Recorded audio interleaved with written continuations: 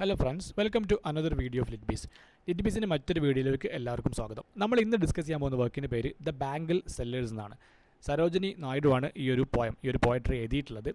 The bangle sellers എന്ന് പറയുമ്പോൾ വള വിൽപ്പനക്കാരെ കുറിച്ചാണ് ഈ ഒരു കവിത എഴുതിയിട്ടുള്ളത്. ആദ്യമായിട്ട് നമുക്ക് സരോജിനി നായിഡുവിൻ്റെ ഒരു ബയോഗ്രഫി സ്കെച്ച് നോക്കാം. അത് കഴിഞ്ഞ് നമുക്ക് പോയട്രിയിലേക്ക് മൂവ് ചെയ്യാം.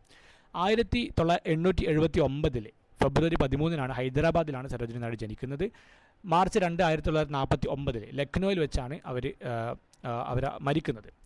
ദ നൈറ്റിംഗേൽ ഓഫ് ഇന്ത്യ എന്ന പേരിൽ വളരെ ഫേമസ് ആയിട്ടുള്ള ഒരു വ്യക്തി കൂടിയാണ് സരോജിനി നായിഡു എന്നുള്ളത് നമ്മൾ മനസ്സിലാക്കാം. ദ സരോജിനി നായിഡു എന്നുള്ള പേര് കേൾക്കുമ്പോൾ തന്നെ ദ നൈറ്റിംഗേൽ ഓഫ് ഇന്ത്യ എന്ന് പറയുന്ന ആ ഒരു ടൈറ്റിൽ നമുക്ക് ഓർമ്മ വരണം. അവരുടെ വളരെ ഫേമസ് ആയിട്ടുള്ള അവരുടെ ആ ഒരു മ്യൂസിക്കൽ ക്വാളിറ്റി മാത്രമല്ല അവരുടെ ഈ ഒരു പോയട്രിക്കൊക്കെ വേണ്ടിയിട്ടാണ് അവർ ഈ ഒരു പേര് സ്വീകരിക്കുന്നത്.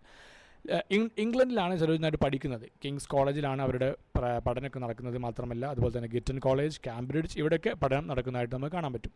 ഇവരുടെ പ്രധാനപ്പെട്ട തീമുകൾ നമ്മൾ നോക്കുകയാണെന്നുണ്ടെങ്കിൽ ലവ്, അതുപോലെ തന്നെ ബ്യൂട്ടി, പിന്നെ വുമൻ സ്ലേവ്സ്, സ്ത്രീകളുടെ ജീവിതങ്ങൾ, അതുപോലെ തന്നെ ഇന്ത്യൻ ട്രഡീഷനെ കുറിച്ച് വളരെ ഡീപ്പായിട്ട് അവർ എഴുതിയിട്ടുണ്ടെന്നുള്ളത് മനസ്സിലാക്കാം. മാത്രമല്ല പാട്രിയോട്ടിസം വളരെ ഇമ്പോർട്ടൻ്റ് ആയിട്ടുള്ള മറ്റൊരു തീമായിരുന്നു. ഇന്ത്യയുടെ ഫ്രീഡം സ്ട്രഗിളിൽ വളരെ വലിയൊരു ലീഡിംഗ് ഫിഗർ ആയിരുന്നു സരോജിനി നായിഡു. മാത്രമല്ല മഹാത്മാഗാന്ധിയുടെ കൂടെയൊക്കെ വളരെ ക്ലോസ് അസോസിയേറ്റ് ആയിട്ട് കൂടി വർക്ക് ചെയ്തിട്ടുള്ളതാണ്. The first Indian woman president of Indian national Congress കൂടിയാണ് സരോജിനി നായിഡു എന്നുള്ളത് മനസ്സിലാക്കാം. 1925 ഇവർ ഈ ഒരു പോസ്റ്റിലേക്ക് വരുന്നത്.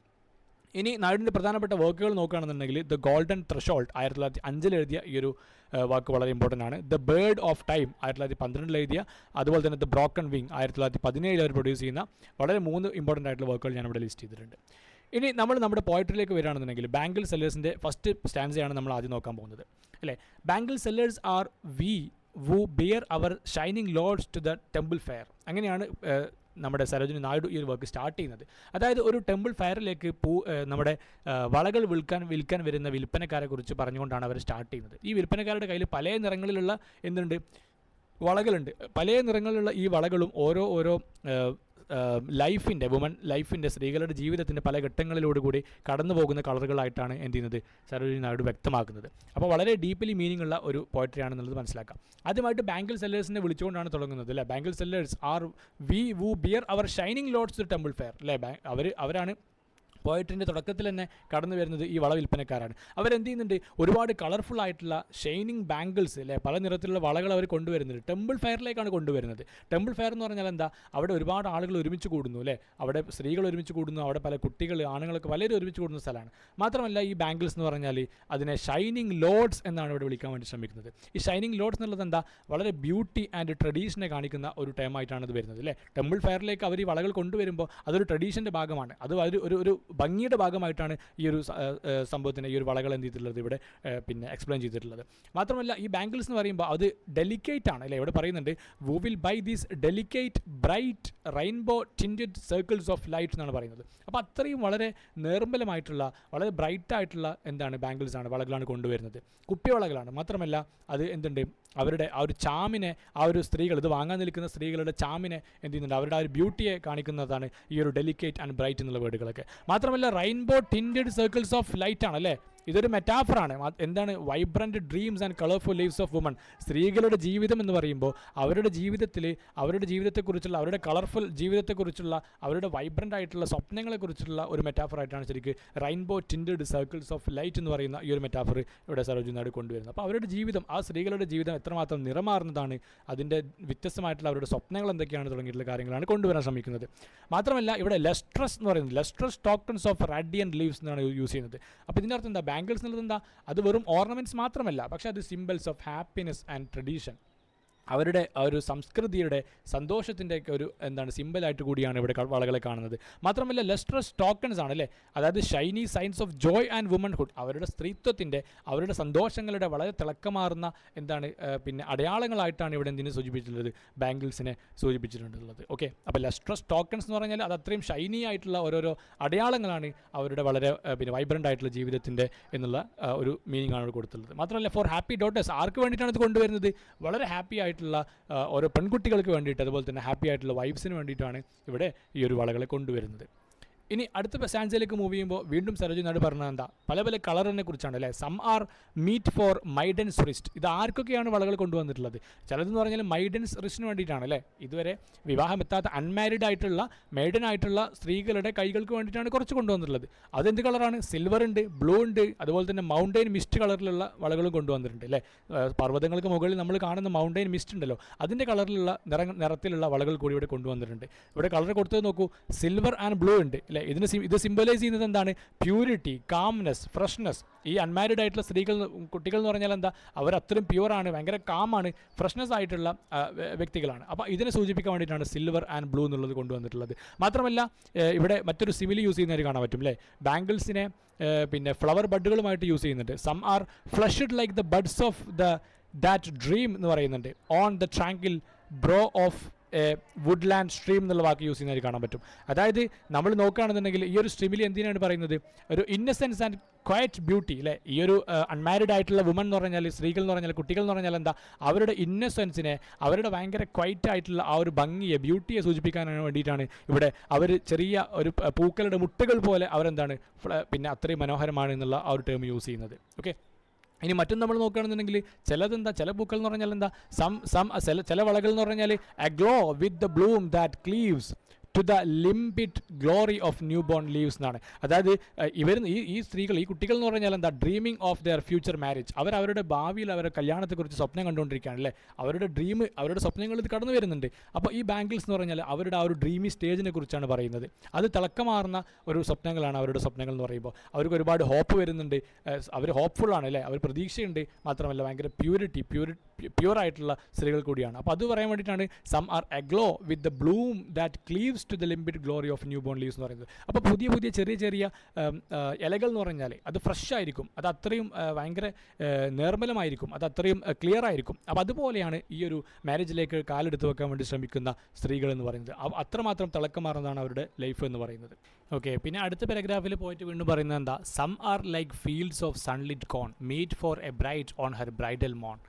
Some like the flame of her marriage fire, or rich with the hue of her heart's desire, tingling, luminous, tender and clear, like her bridal laughter and bridal tear. അപ്പോൾ സരോജിനി നായിഡു വീണ്ടും അടുത്ത ഒരു പിന്നെ പാരഗ്രാഫിൽ പറയുന്നത്, ഈ ഒരു കളറുകൾ, വ്യത്യസ്തമായിട്ടുള്ള കളറുകൾ അണിഞ്ഞുകൊണ്ടാണ് നമ്മുടെ വധു മണ്ഡപത്തിലേക്ക് കയറാൻ നിൽക്കുന്ന സ്ത്രീകളുണ്ടാവും. അപ്പോൾ അതുപോലെ അവരുടെ ഫെർട്ടിലിറ്റിയെയും അവരുടെ മെച്യൂരിറ്റിയെയും പ്രോസ്പെരിറ്റിയൊക്കെ സൂചിപ്പിക്കുന്ന തരത്തിലാണ് അടുത്ത ലൈൻസ് പോകുന്നത്. അപ്പോൾ സമാർ like the field of sunlit കോൺ അല്ലേ. സൺലിറ്റ് കോൺ എന്ന് പറഞ്ഞാൽ നമ്മുടെ ഈ ഒരു കമ്പം, ചോളം എന്നൊക്കെ പറയുന്ന കമ്പം, അതിൻ്റെ ആ ഫീൽഡുകളെ പോലെ ആ ഒരു കളറിലുള്ള ബാംഗിൾസാണ് അടുത്തായിട്ട് വരുന്നത്. അപ്പോൾ ഇത് ആർക്കാണ്? ബ്രൈഡുകൾക്കും അവരുടെ ബ്രൈഡൽ മോർണിംഗിൽ അവർ ധരിക്കുന്ന അത്തരത്തിലുള്ള കളറിലുള്ള ബാംഗിൾസാണ്. അപ്പോൾ ഇത് സൂചിപ്പിക്കുന്നതെന്ന് പറഞ്ഞാൽ യെല്ലോ എന്നുള്ളത് ഫെർട്ടിലിറ്റി, അതുപോലെ തന്നെ മെച്യൂരിറ്റി, അതുപോലെ തന്നെ പ്രോസ്പെരിറ്റി തുടങ്ങിയിട്ടുള്ള അർത്ഥങ്ങളെയാണ് ഇത് സൂചിപ്പിക്കുന്നത്.